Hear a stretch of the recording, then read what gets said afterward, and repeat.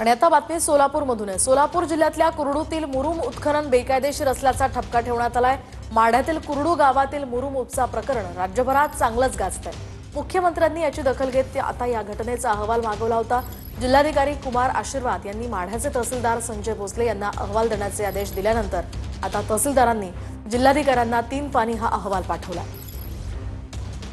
अधिकची माहिती जाणून घेऊयात आमचे प्रतिनिधी संदीप शिंदे यांच्याकडून। संदीप, काय अधिकचे अपडेट्स?